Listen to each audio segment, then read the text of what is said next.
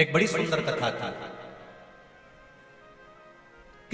कुश केतु नामक एक राजा हुए, जिनके घर में एक पुत्र हुआ जिसका नाम था हेमकांत। क्या नाम था? जम के बोलो जरा। हेमकांत। एक पुत्र हुआ जिसका नाम हेमकांत।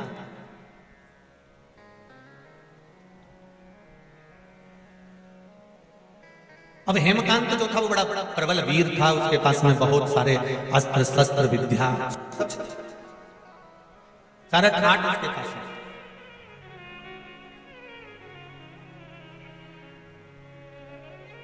बैसाखी शिवरात्रि शिव महापुराण की कथा कर रही है। एक दिन हेमकांत एक हिरण को मारते समय, मृगा करते समय जाते जाते जाते जाते घोर जंगल में पहुंचा। अब इतने भयंकर जंगल में वो पहुंचा, इतने भयंकर जंगल में पहुंचा कि वहां पर पहुंचने के बाद में उसने अपने दूतों से कहा कि मुझे प्यास लगी है, पानी पीना है और कुछ थोड़ी बहुत भोजन प्रसादी मिल जाए तो इससे बढ़कर और क्या।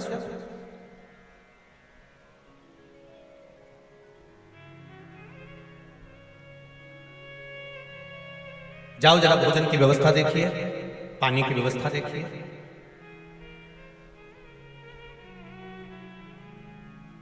भोजन और पानी की व्यवस्था देखिए जरा, जाइए।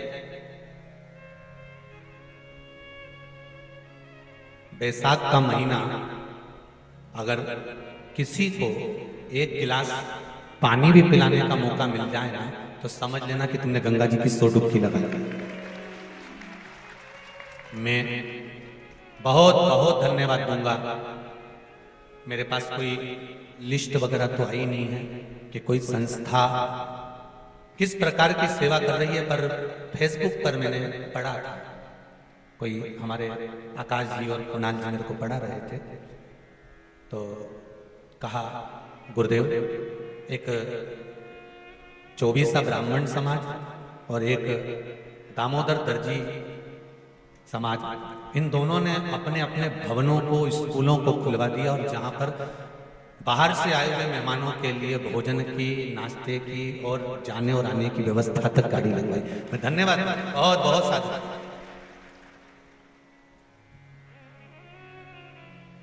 बहुत बहुत साधुवाद दूंगा मैं रतलाम के इन धर्म से जुड़ी हुई संस्थाओं, जिन्होंने अपने बताया 24 ब्राह्मण समाज ने कोई स्कूल खुलवा दिया, दामोदर दर्जी समाज ने अपना भवन खुलवा दिया, और तो और नाश्ता, चाय और भोजन तक की व्यवस्था रखी कि बाहर से कोई समाज बंधु आए तो उसमें रुके तो वो कष्ट ना महसूस।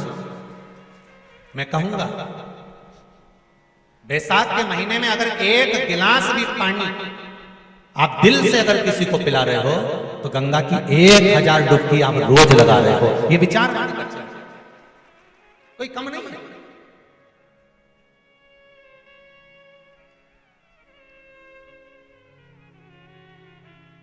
किसी ना किसी रूप में हम जब भगवान के प्रति समर्पित होते हैं, हमारा समर्पण जब भगवान के प्रति होता है, हमारा समर्पण भाव जब भगवान के प्रति होता है, तो उसका सुख हमें मिलता चला जाता है।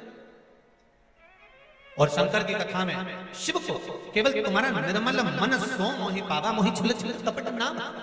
शंकर को निर्मल चित्त, निर्मल मन, निर्मल भाव चाहिए, निर्मल दिल चाहिए।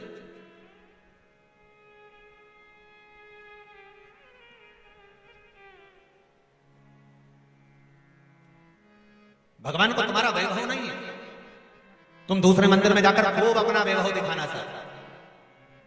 तुम मेरे राम जी के मंदिर जाना, खूब प्रसाद लेकर जाना, लड्डू लेकर जाना, हनुमान जी के मंदिर जाना, खूब लड्डू प्रसाद लेकर जाना, भगवान ब्रह्मा के मंदिर जाना, कमल का फूल, गुलाब के फूल लेकर जाना, माँ देवी के मंदिर जाना तो चुनरी और चूड़ी लेकर जाना।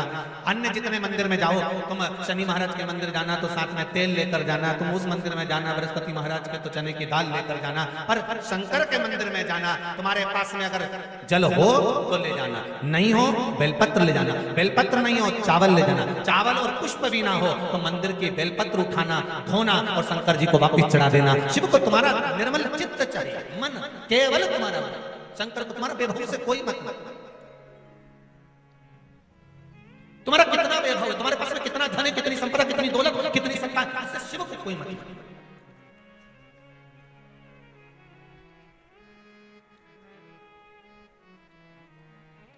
आपने भगवान को दिया क्या? भगवान को आपने समर्पित किया क्या?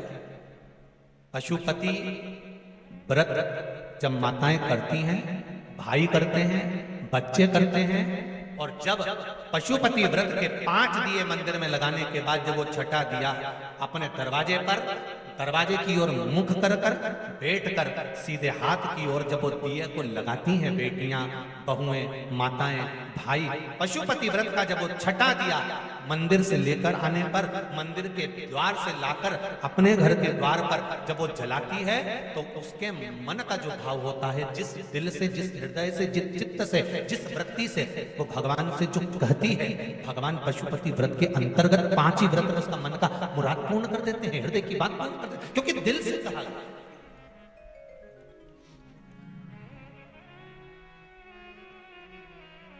जो दिल से कहा जाता है भगवान उसको दिल से स्वीकार करते हैं। अब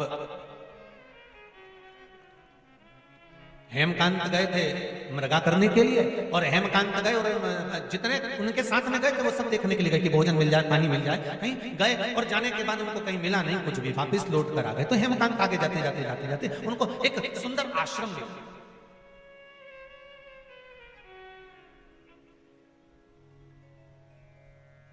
जिसमें एक सुंदर ऋषिवर बैठे हुए थे जिनका नाम था सतीश।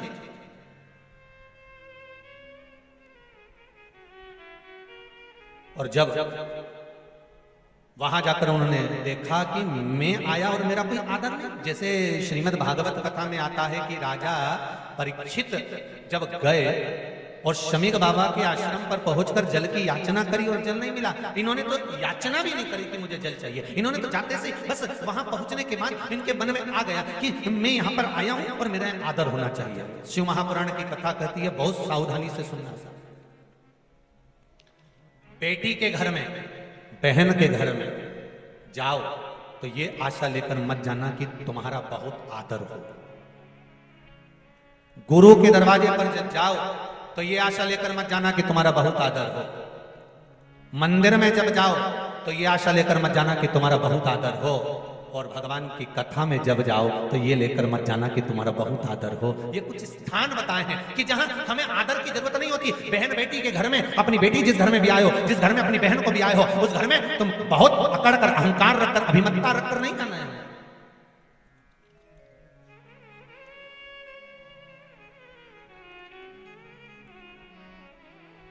बहुत अभिमान था भगवान कृष्ण की एक धर्मपत्नी माता सत्यभामा जी की, बहुत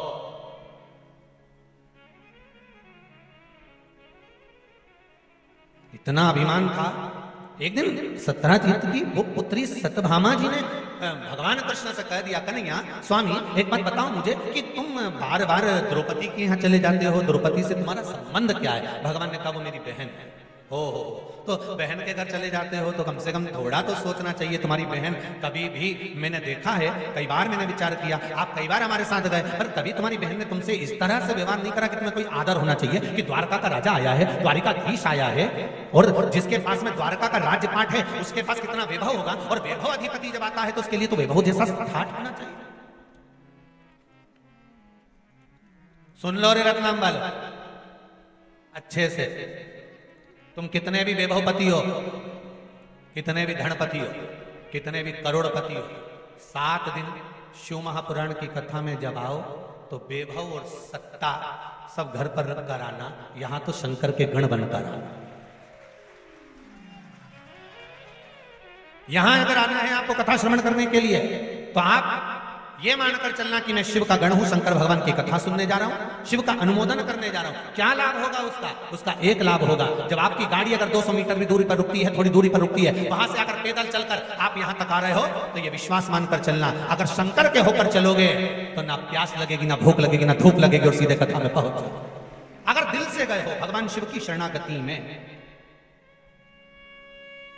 भगवान की शरणागति में दिल से गए हो, ये दो तरह की बात होती है। एक बहुत समझ में आ जाता है, जरा सा व्हाट्सएप पे बात करो, जरा सा फोन पे बात करो, जरा सा किसी से बात करो, और अगर दिल से कर रहे होगे ना तो बात करने का और मन करेगा। 2 मैसेज और कर देता हूँ, 4 मैसेज और कर देता हूँ, थोड़ा सा ये और भेज देता हूँ, थोड़ा सा और बात कर देता हूँ, थोड़ी और बात करता हूँ, अगर दिल से कर रहे होगे। और अगर जरा सा तुम्हारा दिल नहीं लगा और तुम्हारे काम पड़ा हुआ है और तुमने मैसेज करा, तो अगला मैसेज जो तुम्हारा होगा ना तो उतने में समझ जाओगे कि अभी ये बात करने के लायक नहीं है। अगर अभी करूं तो ठीक, तो तुम भी लिख के भेजो। तो रात को बात करते हो तुरंत, हृदय नहीं।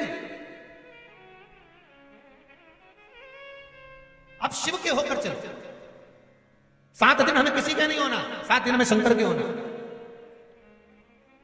और जब शिव के होकर चलोगे तो जीवन की जितने जितने शरीर में, बैसाख महीने में आप शंकर के धाम जा रहे हो, बैसाख महीने में आप आस्था चैनल पर शिव महापुराण की कथा सुन रहे हो, बैसाख महीने में फेसबुक और यूट्यूब पर आप कथा सुन रहे हो। ये आपके भीतर होना चाहिए कि आप क्या प्राप्त करें। कथा थी 2 बजे से 5 बजे की। हमने भी हरिद्वार में बोल दिया था, क्योंकि यहाँ का जो बैनर गया था उसमें 2 से 5 लिखा था। हम आस्था चैनल वालों से पूछ ही नहीं पाए। कथा थी 1 बजे से 4 बजे। अब यजमान जी बोले, पाटीदार जी, गुरु जी, वो कथा तो 2 से 5 लिखा गई है और टीवी पर 1 से 4 है, और आपने भी मंच से कह दिया 2 से 5 का। हमने कहा कोई बात नहीं, बैसाख महीने की कथा है। बैसाख का प्रारंभ त्रेता से हुआ था, तो कलयुग से त्रेता में खसक गए। 2 बजे से 1 बजे में खसक गए तो तकलीफ क्या है?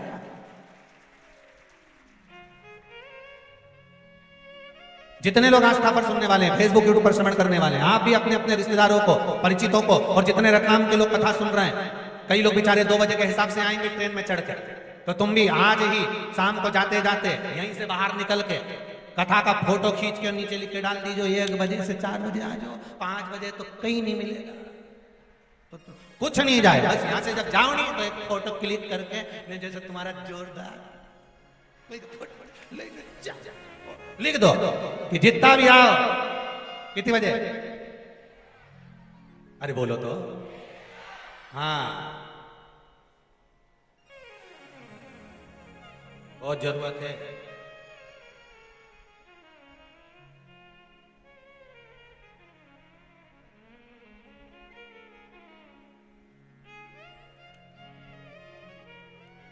बहुत सब भेज देना।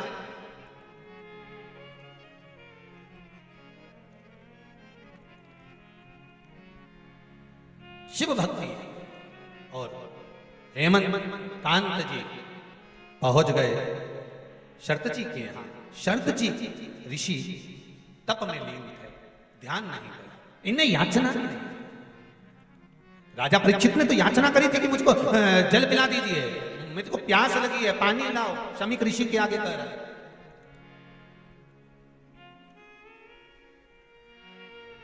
अरे हेमकांत ने नहीं कहा कि मुझे प्यास लगी। वो तो गए, बैठे और देखा कि मेरा कोई आदर नहीं, मेरा कोई सम्मान नहीं, मेरा कोई सत्कार नहीं, मेरे लिए कोई स्थान नहीं। क्रोध आ गया, और क्रोध आया तो उन्होंने तुरंत धनुष उठाया, बाण उठाया और शरत जी की ओर खींचा। खींचते से 300 ऋषि सामने आकर खड़े हो। शरत जी के शिष्य 300 ऋषि आकर खड़े। आप हो, हम हो, दुनिया में रहने वाला मनुष्य अगर कोई बेकार काम करने जाता है, कोई गलत काम करने जाता है, तो भगवान कुछ गलत होने वाला होता है, भगवान थोड़ा ना थोड़ा लाइट जला ही देता है। कई बार घर के लोग कह देते हैं मेरी आंख फड़क रही है, देखो जी मेरा मन नहीं कर रहा, देखो जी मंदोदरी तक ने रावण से कहा था, आरती करते समय मंदोदरी जब आरती उतार रही थी, लंकाधिपति को तिलक कर रही थी विजय तिलक, तब आरती का दीप जब बुझ गया था तो मंदोदरी ने कह दिया था आज आप युद्ध के मैदान में मत जाओ, मेरा मन कह रहा है। लंकाधिपति रावण जो स्वयं को भगवान मानता था, वो लंकाधिपति रावण कहता है मंदोदरी मैं लंकेश हूं, सारे ग्रह मेरे अनुकूल रहते हैं, मेरे पांव के नीचे मैंने सब कुछ दबा कर रखा, सारे ग्रह मेरे अनुकूल हैं, सब मेरे अनुसार चलते हैं, और तू घबरा गया।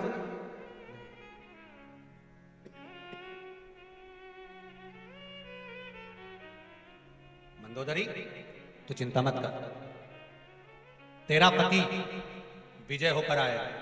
मंदोदरी कहती आज मेरा मन ठीक नहीं लग रहा, आज मेरा चित्त ठीक नहीं लग रहा, आज मुझे श्रेष्ठता नहीं लग रही, आज मुझे श्रेष्ठता नहीं लग रही। आज मेरा चित्त, आज मेरा मन, आज मेरी बुद्धि श्रेष्ठ नहीं मान रही। और मेरी माताओं, मेरे भाई, इस पावन कथा में जितने लोग बैठे हैं, आपको भी कहूंगा, जब कोई गलत होने वाला होता है, भगवान बत्ती सबकी जलाता है कि देख बच्चा ले, रोक ले। उसके बाद भी हम सोचते हैं कुछ नहीं होगा, चलने दो, चलने दो, चलने दो।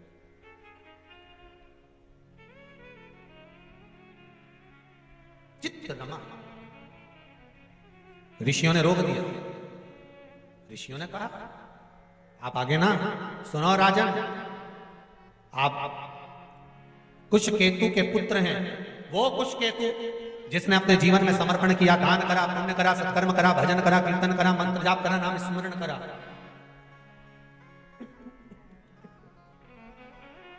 आप कुश केतु के पुत्र हैं। राजन, यदि आप ये गलत करेंगे तो इसमें श्रेष्ठता नहीं होगी।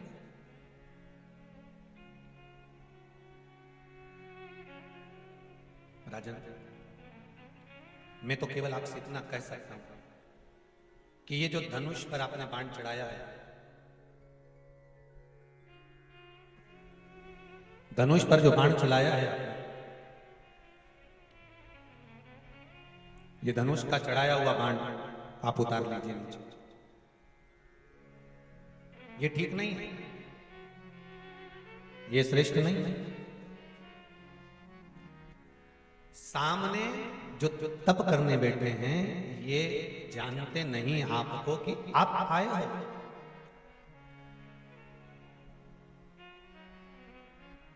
जीजियों, आप लोग इधर कर बैठे हो, कथा सुन रहे हो। पीछे क्या हो रहा है आपको मालूम है क्या? कुछ नहीं, क्योंकि आपका ध्यान कथा में। शर्तेजी ऋषि का और उसके साथ, उनके साथ में रहने वाले जितने संत, साधु, सन्यासी, तपस्वी, साधक, उपासक जो हैं, शर्तजी के जो साथ में है, तो उनका मन भी सत्संग में लगा हुआ है।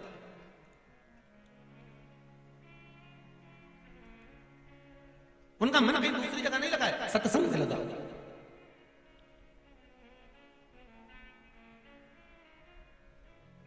और जब सत्संग में मन लगा हुआ है तो दूसरी जगह मन जाएगा कहां?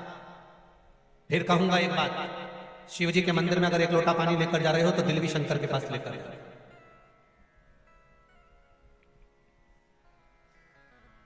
शिव जी के पास अगर एक लोटा जल लेकर जा रहे हो तो दिल की बात भी शंकर तक लेकर जा रहे हो।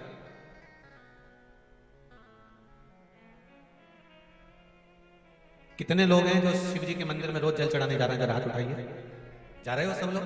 जाना चाहिए। रखो अपने ब्रह्मा ब्रह्मलोक में है, भगवान विष्णु वैकुंठ लोक में है, मेरा देवाधिदेव महादेव इस भूमंडल पर है, साक्षात मेरा शंकर पृथ्वी पर विराजमान है।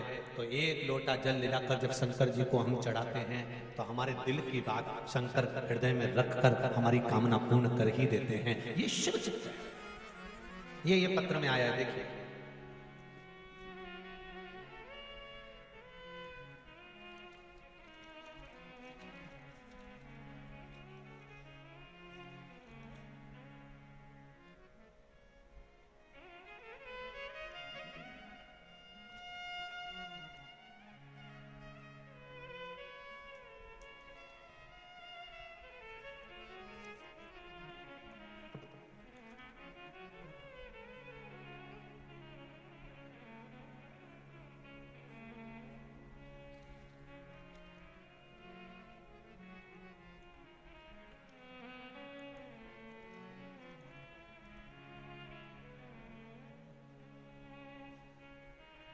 पत्र में नाम नहीं लिखा है।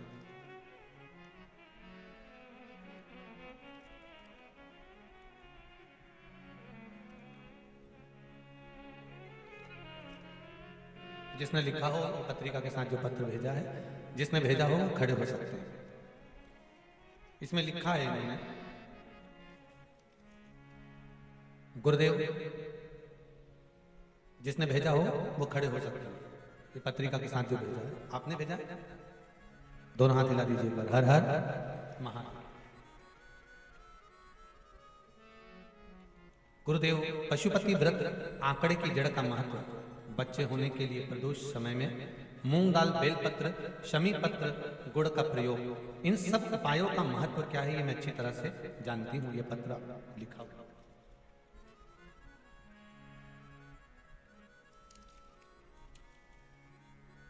मेरी नौकरी में बहुत समस्या हो गई थी। बैठिए बैठिए। बाबा शंकर ने टीवी के माध्यम से मैंने जो कथा श्रवण करी है, उस कथा का फल मुझे दिया है। मेरी नौकरी वैसी की वैसी बरकरार है। गुरुदेव, डॉक्टर ने मेरी बहू को एक बार मिसकैरेज होने के बाद में बता दिया था कि इसको बच्चे नहीं होंगे। आईवीएफ कराने का बोला था और अंत ये हुआ कि बहू की आंख में जल भर गया, रोने लगी।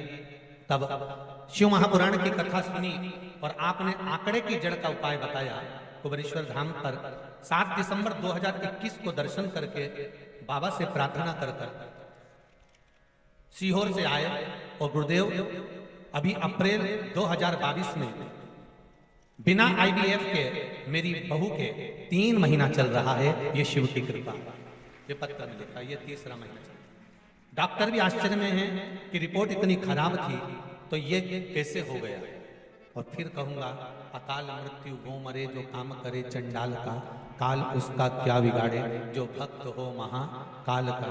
ये शिव की कृपा से प्राप्त हो। गुरुदेव, एक मेरा प्रॉपर्टी का केस 2016 से चल रहा था।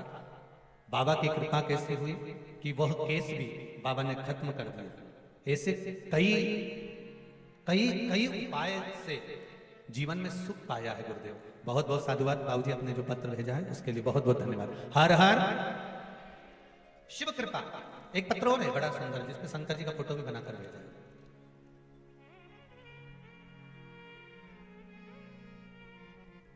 घनश्याम जी शास्त्री,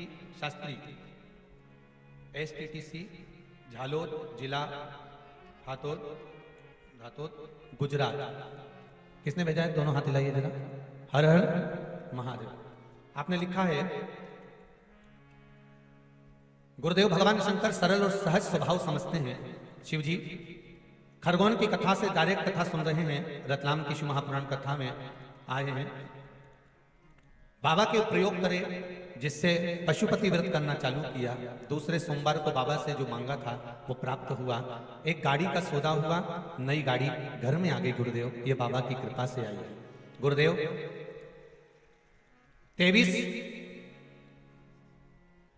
फरवरी से बाबा का रुद्राक्ष जल बेलपत्री प्रयोग से अब मैंने बीपी की गोली 23 फरवरी से लेना बंद कर दी है और मेरा बीपी भी नॉर्मल चल रहा है। जैसा होना चाहिए वैसा ही चल रहा है। ये शिव कृपा। बैठिए। हर हर महादेव। शंकर की करुणा ही ऐसे। आप दिल से, चित्त से, वृत्ति से, मन से भगवान शंकर को अगर रिझा रहे हो तो शिव करुणा करेगा ही, शिव की दया होगी ही। ये निश्चित है कि तेरा ही दिया मैंने खाया पिया है, तेरा शुक्रिया है, तेरा शुक्रिया है।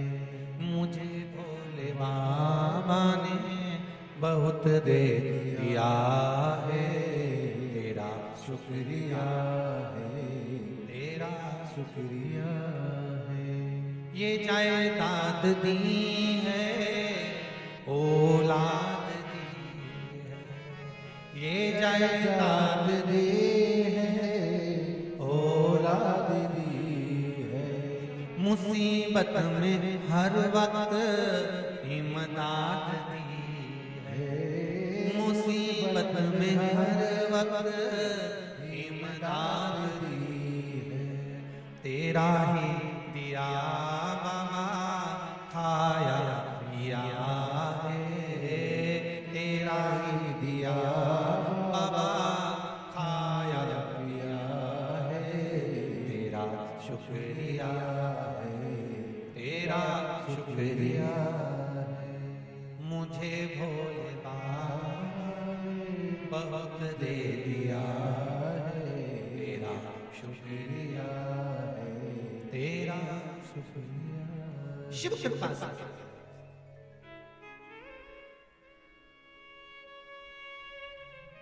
अगर गलत करोगे तो सामने कोई ना कुछ भगवान दिखा देगा कि तुम ये गलत कर, अच्छा करोगे तो मार्ग भी खोल देगा कि तुमने ये अच्छा किया। सामने भगवान प्रकट कर देता है कि ये अच्छा हो रहा है, कि ये बुरा हो रहा है, कि ये गलत हो रहा है, कि ये सही हो रहा है। सम्मुख में आ जाता है तुम्हारा करा हुआ सारा कर्म, सम्मुख में आ जाता है। ऋषि सामने आकर खड़े हो गए। उन ऋषियों ने कहा कि तुम ये गलत कर रहे हो। सामने जो शरतेची ऋषि बैठे हैं उन पर जो तुमने बाण चला रहे हो ये अच्छा नहीं है, ये श्रेष्ठ नहीं है।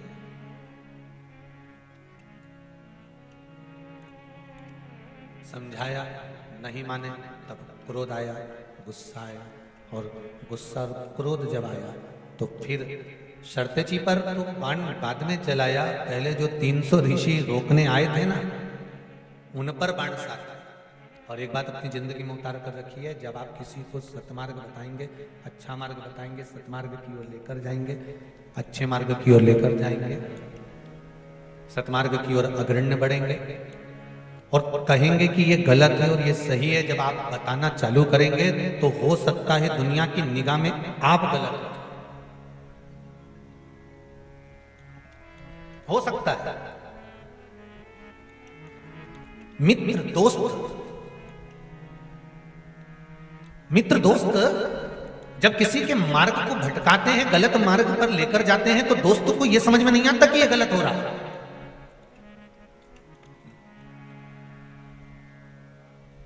और मां बाप, माता पिता समझाते हैं, समझाने का प्रयास करते हैं, माता पिता उसको बचाने का प्रयास करते हैं, तो बच्चे की निगाह में, बहुओं की निगाह में, बेटियों की निगाह में, बहुओं की निगाहों में, नवयुवक जो पीढ़ी है इसकी निगाह में लगता है कि मेरे माँ बाप मेरा ही बुरा चाहते हैं, पर वो बचाने का प्रयास करते, वो बचाना चाहते हैं, बचाने का प्रयास करते। महाराज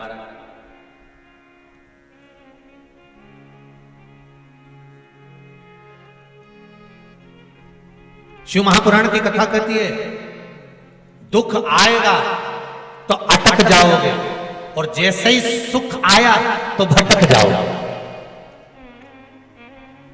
ये निश्चित है, ये बिल्कुल पक्का है।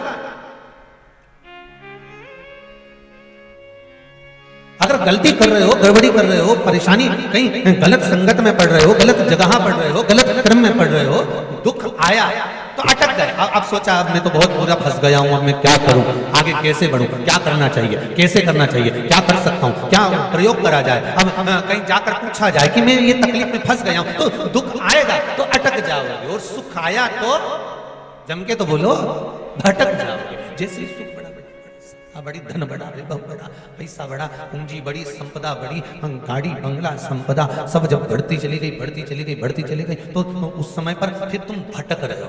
फिर वही वाली बात आ गई, ताली, थाली और प्याली, ये 3 मित्र तुम्हें प्राप्त हो गए। तुम्हारे जैसे सुख के दिन बड़े हो, तुम्हारी संपदा बड़ी, तुम्हारा वैभव बड़ा, तुम्हारी सत्ता बड़ी, तुम्हारा धन बड़ा, और तुम्हारे को मार्ग भटकाने वाले ढेर मिल जाएंगे, तुमको मार्गों से विभाजित कर देंगे,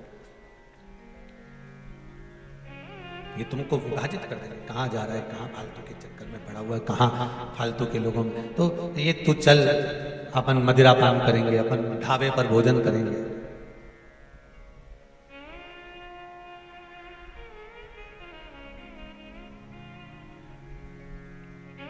चल अपन होटल पर भोजन करेंगे, ये सब मार्ग विभाजित कर देते हैं। फिर इसमें कोई मार्ग की परिभाषा नहीं होती। आज हेमकांत को जिन ऋषियों ने समझाया था, ऋषियों पर बाण चलाने के लिए तैयार कर गए। ऋषियों को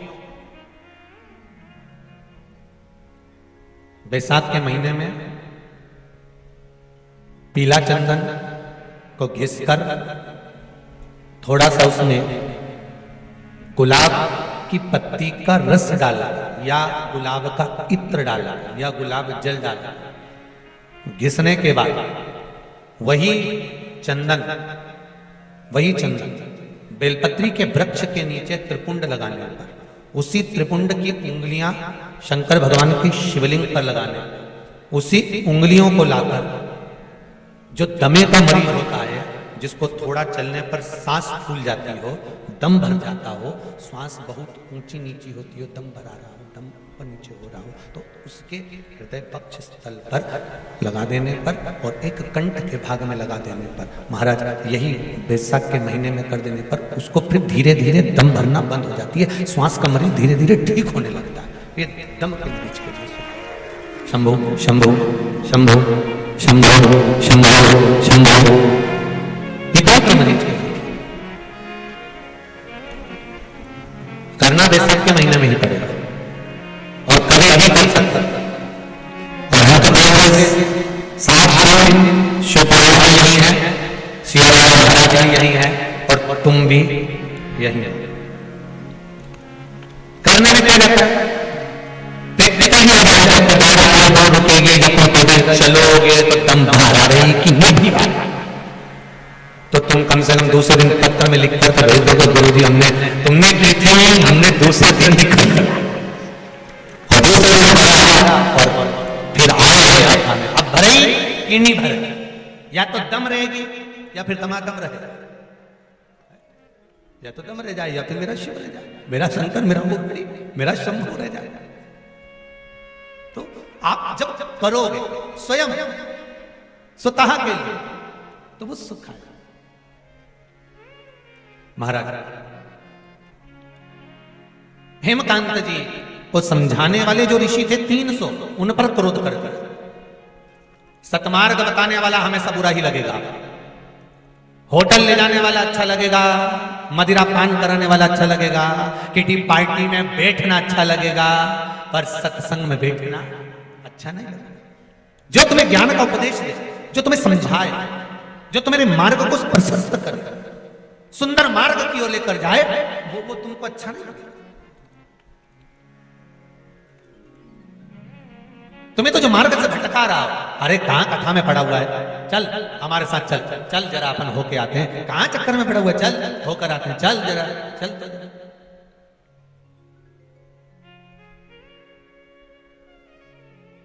सुख क्यों ना मिले, आनंद क्यों ना। हेमकांत को भटका दिया, हेमकांत ने 300 ऋषियों पर बाण चला